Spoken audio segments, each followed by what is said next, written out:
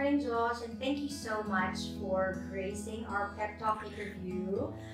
Your journey has truly been inspirational, most especially how you've actually built your network in your chosen niche. So, thank you so much again, and I know for sure that this particular interview are going to inspire all of our new and upcoming partners. So, Josh, tell us about yourself, your hobbies, your interests, and what do you do when you're not working? I'm a massive sports person. I love playing sport on the weekend. I'm into my boutique craft beers, so I often enjoy one or two of them after playing baseball each week. And I love gaming on my PS4. Yeah, that's what I'll be doing most of the weekend. A bit of a background about myself is I've been in the accounting industry for about 10 years. And prior to joining the Codex, I started to take an interest in cloud technology, and that's how I started to stalk the Codex. Nice, and I heard that you're now into hiking as well. Yeah, I'm definitely feeling sore after the hike up Lofty on Saturday, but it was good fun. That's great. So Josh, tell us about how you heard about a Codex and what made you decide to join. So it would have been about 3 or 4 years ago when I started to hear about cloud technology and Xero. So I was kind of just looking at who were the bigger players in Adelaide, and that's when a Codex popped up on my radar, and I was just tagging along with them, seeing what they were doing, and if I wanted to go out on my own, what I would be looking to do. And in the end, I made the decision, why try to compete with them and join them, because that was going to be a lot easier, and I loved what they were doing. So Josh, my question is, so before joining Codex, were you working full-time at another firm? Yep. And were you thinking into getting into a Codex part-time, or did you go in full-time? So I was working full-time as a senior accountant. I did have a bookkeeping practice that I was managing part-time, but I definitely thought that if I was going to make a decision to go out on my own, it would be full-time. I wouldn't consider part-time just because I wanted to dive in fully, and I feel if I was working part-time, I'd struggle to maintain that balance, and I felt if I was part-time, it might hinder my growth a little bit as well. So what was the turning point for you? When did you say to yourself, you know what, let's do this full time? So I had been with my previous employer for a year, and I had been managing his clients pretty much for myself, doing everything, reviewing and all that sort of work. And I kind of came to the realization that it was like I could be doing this for myself. I had a conversation with my employer. They were wanting to lock me in for the next 3 years. And I pretty much said, my heart's not going to be in it for 3 years. I want to do this for myself, because I feel the services that we were providing wasn't really what I wanted. I wanted a more personalised service. So that's when I said, no, I'm going to make the leap and join a Codex. And yeah, the rest is history. Yeah, and we are so glad that you did. We are so glad that you did. So Josh, tell us about, as a Codex partner, what services do you offer? So, I mean, your basic services are always your compliance. That's generally what gets most people on board. And then what I like to do is, once I've got them on board, start talking about their goals of their business and why they're in business, find out their purpose for being in business, then try work some sort of advisory services on helping them to achieve their goals. So it definitely starts with compliance and moves a little bit into advisory, and then intertwined with that is a little bit of technology as well, because sometimes you can use technology to streamline workflows and really drive efficiencies in the business. So it's kind of a woven package, but you definitely start with compliance. So Josh, now tell us about your niche. I'm a very, very big fan of how you actually grew your network. So tell us more about it, please.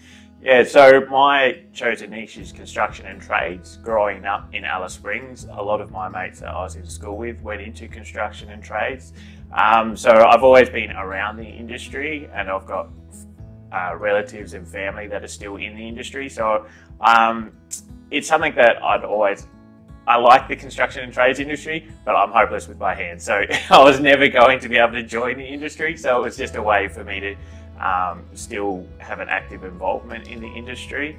And I like working with tradies. They're down to earth, easy to deal with, and they love a beer at the pub. So I'm on board with that. So then it just started to grow from there. So I thought, how can I try to engage different business owners that I don't know, because traditionally tradies don't network a lot. So that's when I decided I would start targeting associations and affiliate providers to those businesses, and that's really started to expand my network. And I now host a tradie meetup group that meets every month. So yeah, it's been really enjoyable, and I've loved it. Yeah. Great. In terms of, because you mentioned that you did target associations. Yep. How did you go about that? Like the practical things that you did?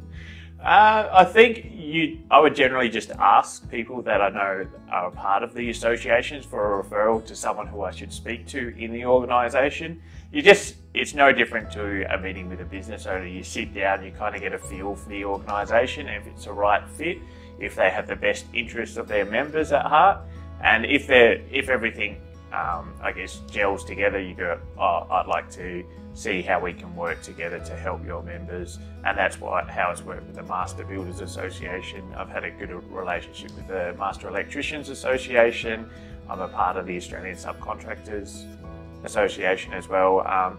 So that's generally how it starts. It's no different to a networking sort of scenario where you meet with the key players in those associations and then just flesh it out from there.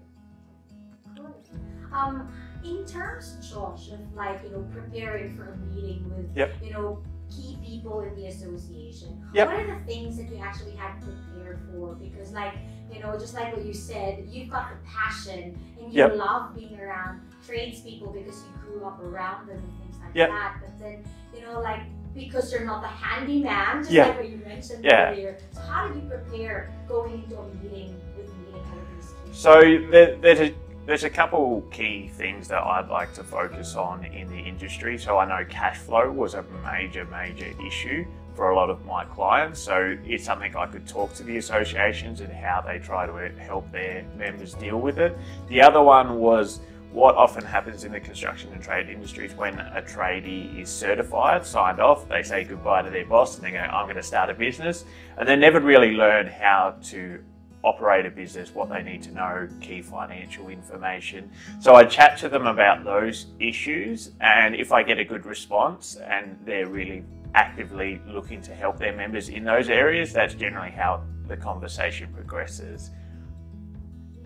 Like, Josh, from the way that I'm talking to you right now, you've actually got this passion for not just, being their accountant, but also, seeing them grow and seeing their business grow as well with your help, more like the advisory part of it. But I would just like to ask, how has actually a Codex helped you in growing your business? I've learned so much from a Codex. It's been awesome.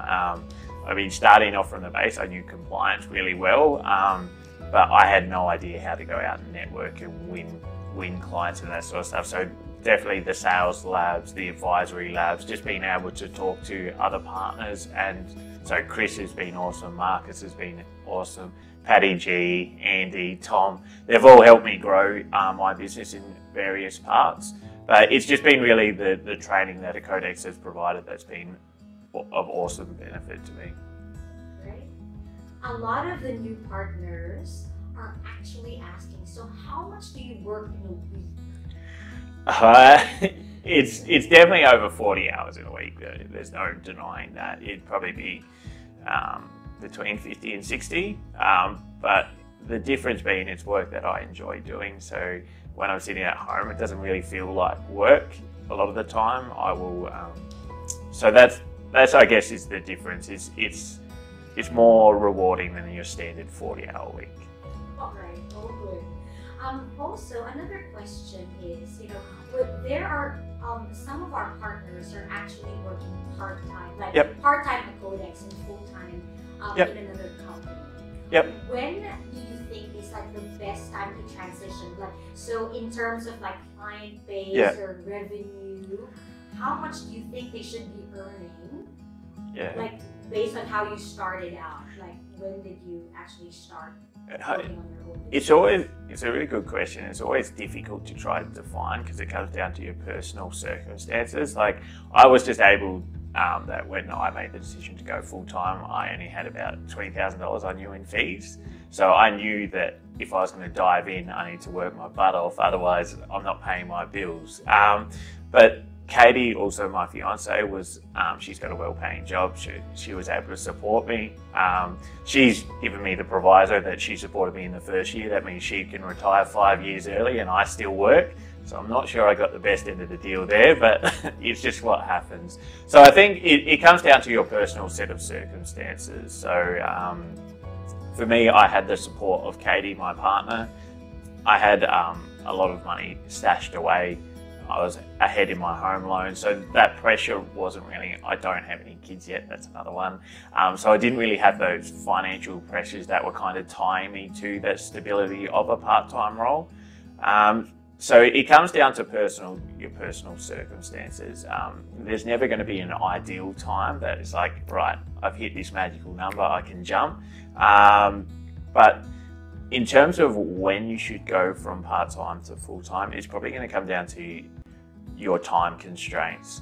So you are going to reach a point in your practice where you're unable to keep doing your part-time role and keep doing your part-time role of the Codex and still have it flowing. There's only so many hours you can work in a week. So I think when future partners are nearing that level of they feeling burning out, that's when they need to make the decision to go, all right, I'm going to do this full-time. And I think they'll enjoy the change as well. So Josh, tell us about the risks that you had to take and the biggest challenges that you had to go through to get to where you are now. I mean, the biggest risk is failure. I mean, going out on my own, I could have completely flopped because you're going to live or die by the sword.